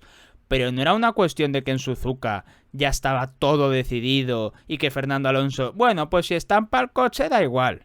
Se estaba jugando un Mundial de Constructores. Si llega a estampar el coche contra Michael Schumacher en una carrera donde se podía haber puesto líder del campeonato de constructores, como al final hizo, vamos, Briatore le arranca la cabeza. O sea, no era una cuestión de... Esto era facilísimo. Sobre el que dijeron, Briatore, que le daba completamente igual el Mundial de Constructores. A ver, hasta cierto punto, uno siempre quiere ganar el Mundial de Constructores. Que se lo pregunten ahora a Renault. Por eso te digo, o sea, si llegas a la penúltima carrera con posibilidades de ganar el Mundial de Constructores, no vas a decir, bueno, pues si lo ganamos bien y si no, también. Otra cosa es que obviamente prime el Mundial de Pilotos, ¿no? Pero sí, fue una carrera donde tenía que ir al ataque, evidentemente, y tuvo que adelantar mucho en pista. Después de la carrera dijo algo así como que durante el año había adelantado a 3 coches porque siempre tenía que o conservar o ya estaba arriba, y que en esta carrera tuvo que estar toda la carrera adelantando a gente, aparte una y otra vez. Se quejó mucho de la estrategia, que es lo que realmente le quita a Alonso quizá la posibilidad de haber ganado la carrera. No sé si al llegar detrás de Fisichella se hubieran adelantado o hubiera mantenido posición, no lo sé, pero sí que es verdad que se quejó de la estrategia Fernando Alonso, por algo muy sencillo. De ese trenecito de Schumacher, Alonso y Raikkonen, que Alonso le mete la famosa pasada en la 130R a Schumacher, ahora hablamos de ello, luego el primero en parar es Alonso, sale por detrás, sale en tráfico con los Sauber, y Schumacher y Raikkonen que alargan el stint, paran, y cuando paran salen delante de Alonso. O sea que Alonso lo que hizo en la 130R, entre comillas, no sirvió de nada, porque tuvo que volver a dar los mismos pasos. Y cuando hace otra vez la segunda parada Fernando Alonso, de nuevo, antes que sus rivales, porque va descompasado ya desde la primera parada, le toca volver a salir en tráfico detrás de Ralf Schumacher, tiene que pasar a Baton, etcétera, y vuelve ya a la lucha final con Webber, pero cuando ya está a 17 segundos de Fisichella en el final de carrera. Se quejó bastante de la estrategia y con motivo, y dijo algo que a mí me sorprende, a ver qué opinas tú. Dijo que él se sentía más rápido que Kimi y que cree que el Renault ese día era más rápido que el McLaren. Que en una situación de tú a tú él hubiera sido más rápido, hubieran ganado, y que fue una pena porque en ese final de temporada, en la segunda mitad, era la primera vez que se sentía más rápido que Kimi. Yo creo que no, creo que ese McLaren era más rápido, no las 5 décimas que quizás fue en muchas carreras de la segunda mitad de temporada. También la prueba está China. En China el Renault fue el más rápido y Fernando Alonso pudo ganar esa primera carrera de China, que fue el último fin de semana de la temporada, y cerrar de una forma gloriosa su campeonato. La famosa foto ahí con el ocaso y Alonso así subido con Briatore. Buf. Pero yo sí que creo que si se hubieran dado las circunstancias oportunas, al final salía por delante. Alonso se quitó con bastante facilidad el tráfico, y cada vez que pasaba pues le sacaba 2, 3, 4 segundos a Kimi Raikkonen. Yo creo que sí que habría ganado. Sí que incluso no sé si... Yo creo que Briatore, vamos, ni de coña después de esa remontada se planta detrás de Fisichella y le dice guardar posición. Habría habido un respetaos un poco. Yo creo que Fisichella se habría cagado bastante también en ese sentido y no habría sido un adelantamiento difícil. Lo que sí que es verdad que pienso es que no solo fue culpa del equipo, la estrategia es mala, pero claro, simplemente con la estrategia buena Fernando Alonso habría ganado. Yo creo que no. Para ganar se tendrían que haber dado 2 cosas. Una, acertar desde el muro Renault, y 2, ese fallito, que no es grave, por eso es el piloto revelación que tiene pasando al Red Bull. Es el Red Bull, ¿no? El coche con el que tiene el problema al inicio. En clean, sí.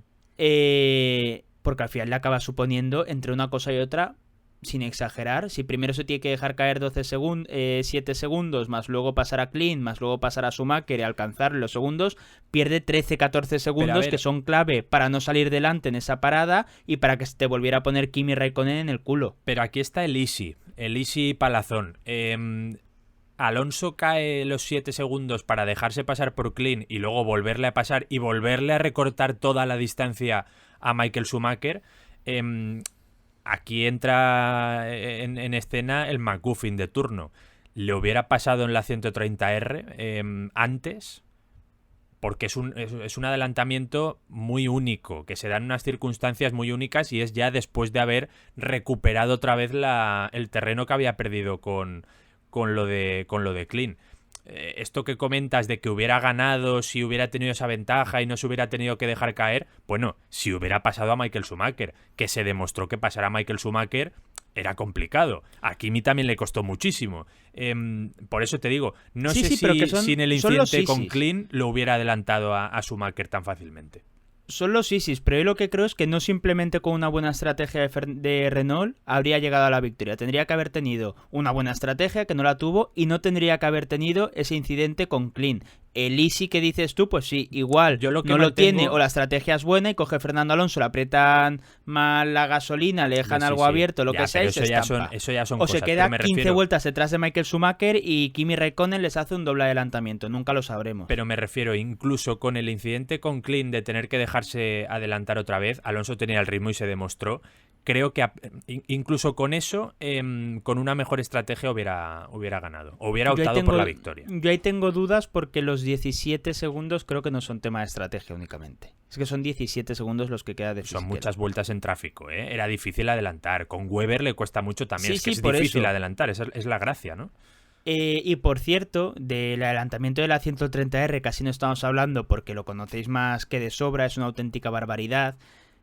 Michael Schumacher tiene que frenar por no irse los dos fuera. Están esas declaraciones históricas de la Fórmula 1 que yo creo que dentro de 50 años se seguirá comentando, que es lo de Fernando Alonso diciendo yo sabía que iba a frenar porque él tiene mujer e hijos y yo no. Es que es una barbarie. Creo que hay dos adelantamientos infravalorados. Uno es el que le hace tan bien a Michael Schumacher en la primera curva, donde se repite el proceso, le obliga a frenar de oye, o nos vamos los dos fuera o frenas. Y el que a mí, por encima de todos, que yo incluiría en un top 10 de adelantamientos de Fernando Alonso, lo que pasa es que no se incluye, porque es que también fue en la misma carrera de la 130R, que entra quizás en un top 10, quizás no, seguro, de adelantamientos de la historia de la Fórmula 1, el que le hace Alonso a Mark Webber... Es una barbaridad.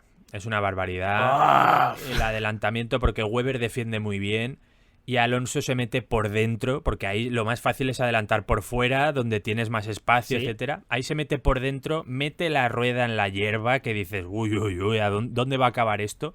Una tracción tremenda y una pasada histórica. Estoy de acuerdo contigo en que, como es en esa misma carrera y como la adelantada en la 130R a Schumacher es más simbólica por los protagonistas, también por la curva, el otro pues como que se ha quedado más en el olvido. Pero en términos de lo que fue el resultado de la carrera, es incluso más clave el otro por el momento en el que es y por la posición, porque es para entrar en el podio. Ya he dicho antes que la pasada a Michael Schumacher es perfecta y luego Alonso puede tirar un poco y tenía más ritmo, etcétera, pero es que como para tan pronto, luego sale otra vez detrás y tiene que repetir el proceso. Entonces es como que no sirvió para nada, entre muchas comillas. Pero el de Webber es que por momento y por trascendencia y por lo que significa en cuanto a puntos, y porque es un adelantamiento importante para el Mundial de Constructores, que no es que, no, como ya es campeón ya da igual, sí, cuarto o tercero. Por todo eso es un adelantamiento histórico, absolutamente. Es el adelantamiento que te da la posición en el Mundial de Constructores, imaginad la importancia. Y además para mí refleja, la 130R también, los adelantamientos de Fernando Alonso en esta carrera reflejan una de estas cosas por las que nos engancha tantísimo y por la que, más allá de ser español, que es el motivo principal, esa es la realidad, siempre será mi piloto favorito, y es la originalidad que tiene, esa capacidad para hacer cosas que otros ni siquiera son capaces de imaginar, es lo que hace destacar a Fernando Alonso. Para adelantar en la 130R no solo hay que echarle huevos para hacer eso, también hay que pensar que es posible. Y eso hay quizás el 90% de la parrilla que ni siquiera se le pasaría por la cabeza. Para adelantar a Mark Webber por el interior, por mucho que eso sea el único punto de adelantamiento quizás que hay en Suzuka, se te tiene que ocurrir hacer eso. Se te tiene que ocurrir que es posible y que puedes hacer, tienes que tener esa confianza increíble de, vale, con unos neumáticos que por mucho que fueran piedras ya están en las últimas porque es el final de la carrera, voy a meterlo por la hierba, voy a mantener el pie a tabla con Webber, que ya hemos dicho qué precedentes tenía, y voy a pasar por delante en esta curva.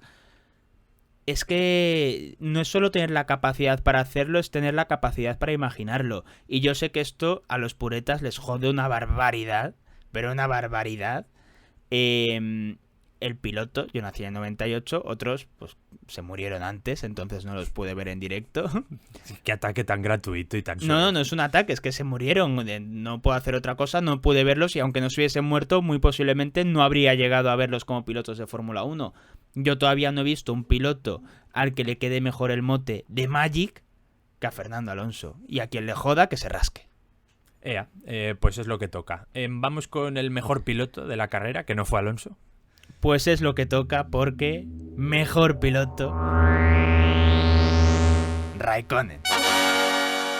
El Manazas, ¿no? El piloto Manazas dio una dosis más de manazismo.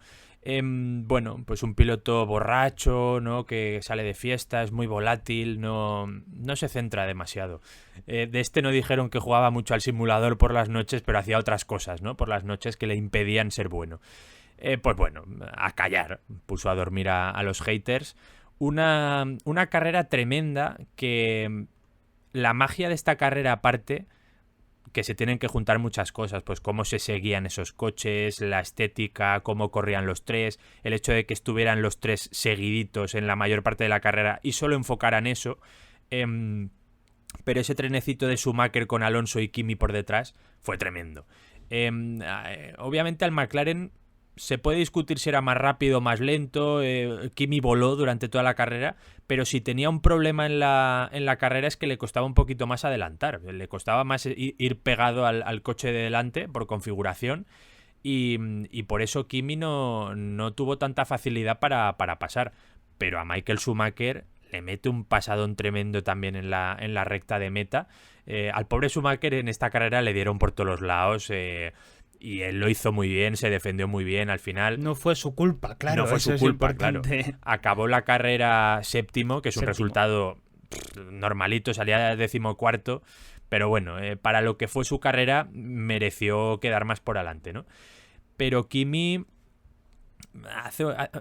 es una de sus... Él dijo que era hasta ese momento su mejor victoria. Habría que discutir si llegó a haber una victoria mejor que esa de Kimi. Seguramente no. Seguramente ganar saliendo 17º, pocas cosas más grandes se pueden hacer. Y es una victoria donde no sucede nada extraordinario. Es lo mismo que hemos dicho un poco con Alonso. Una victoria que se tuvo que trabajar desde el inicio, él solito con sus manos, con un coche rápido, evidentemente nadie lo niega, pero ya está. Y a partir de ahí no cometer errores, adelantar, ser muy rápido y comerle el terreno a los de arriba. Y vaya si le comió el terreno a Fisichella, ¿eh? Vaya si le comió el terreno a Fisichella Kimi Raikkonen en Japón 2005. ¡Qué barbaridad! Y nosotros lo comparamos mucho, bueno, más bien comparamos a Piastri con Kimi Raikkonen. Todo eso que has dicho es cierto, creo que son las grandes habilidades de Kimi Raikkonen, el tío loco, pero que tiene un ritmo que es un martillo también. Y su forma de adelantar quizás no sea mágica en algún momento, como hemos dicho, pero demuestra qué significa, y era un tío que no tenía 40 años, tenía 24, también, era un chaval, un tío que te había peleado, Gonzalo Serrano lo dice como algo malo, con un coche inferior que al principio de temporada era inconducible, dicho por los propios protagonistas, el que dicen que solo se puede subir Pedro Martínez de la Rosa, solo él se atrevía, te acaba luchando hasta la última carrera mundial con Michael Schumacher en 2003, que le habría convertido, si lo hubiese ganado, en el piloto más joven de la historia en conseguirlo en ese momento. Y no sé cómo hubiese quedado en la lista, pero vamos, seguirían... Vettel yo creo que lo habría superado quizás, pero por ahí estaría en pilotos más jóvenes en conseguir un mundial. Pero vamos, 24 años, pues tendría 22, no me acuerdo con cuántos meses, no lo sé. El caso está que para mí el último adelantamiento a Fisichella demuestra lo que es prepararse una carrera, prepararse un momento. ¿Tiene alguna radio? He estado revisando notas de prensa y tal, directamente cuando alcanza a Fisichella, que pregunta, ¿cuántas vueltas me quedan? Y le dicen, 2, vas a meterte en la última. Ah, bueno, pues lo paso ahora.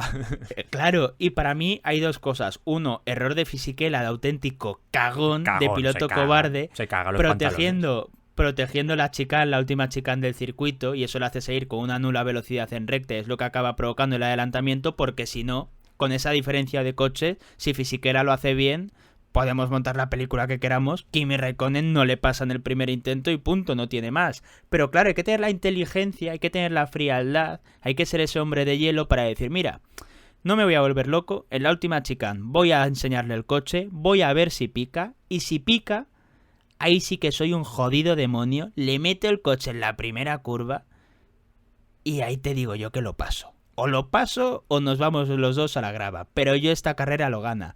Y hace eso y le sale bien. ¿Por qué? Porque Kimi Räikkönen es de los pilotos más rápidos, con mayor lectura de carrera, otra cosa es que luego estuviera loco, pero con mayor lectura de carrera, con mayor capacidad de adelantamiento que he visto en mi vida. Y que a mí que me sigan queriendo convencer de que este tío ha sido un mal piloto de zona alta o que no tiene nivel para ser campeón de Fórmula 1, pues creo que eso solo lo pueden decir personas que, por desgracia, nunca han visto al Kimi Räikkönen de su primera etapa de Ferrari o que nunca han visto al Kimi Räikkönen de McLaren. Porque si habéis visto eso y decís lo otro, directamente es que lo siento mucho, pero hay un sinfín de deportes, ya no solo en general, sino de motorsport, con el que igual os sentís más cómodos y sois capaces de entenderlo mínimamente. Sí, más allá de cómo se prepara el adelantamiento en la última curva Fisichella, también hay que valorarle la cantidad de segundos que le recorta cuando hace la parada en boxes. Antes y después de hacerla, porque cuando Fisichella para en su última parada, que ahí es donde tenía que haber tirado y no lo hizo, y fue un piloto cagón y se empanó. Ahí Kimi Räikkönen estira un poquito más el stint porque aprovecha que no hay tráfico y está yendo muy rápido y va muy ligero de combustible, evidentemente. Y estira tres vueltas más el stint sale evidentemente detrás, no sé si a 9, 8, 7 segundos, en la vuelta siguiente ya está a 5 y le empieza a recortar segundo y medio por vuelta. Es una barbaridad el ritmo que le mete Kimi Räikkönen hasta llegar a Fisichella. No sé, es una victoria absolutamente memorable. He estado mirando antes cuántas victorias ha habido desde tantas posiciones de atrás. Desde el 17º puesto ganó John Watson, por ejemplo, en el 82 en Detroit. Y es curioso porque la victoria desde más atrás en toda la historia, desde el 22º puesto, también la tiene John Watson, también la tiene con un McLaren, también en Estados Unidos en 1983. Luego tienes desde el 19º puesto una en las 500 millas de Indianápolis, cuando formaban parte del calendario de Fórmula 1 en el 54, que gana Vukovic. Y luego tienes la que mencionan en esta retransmisión en Japón de Barrichello en Alemania 2000, que también es una carrera muy histórica. Por poner un poco en situación, en esa carrera vimos algo absolutamente histórico, una victoria histórica que no ves todos los días y que no hizo falta ni la lluvia ni que se pusiera aquello como una locura lleno de escombros la pista con 27 accidentes, con 7 periodos de safety car. No hizo falta solo eso, hizo falta un tío con mucho ritmo y que era muy rápido y muy bueno. Es la última victoria de Kimi Räikkönen con McLaren. No volvió a ganar con McLaren. Y McLaren no volvió a ganar en la Fórmula 1 hasta Malasia 2007, que es la primera de Alonso con el equipo. Bueno, cosas tristes, ¿no?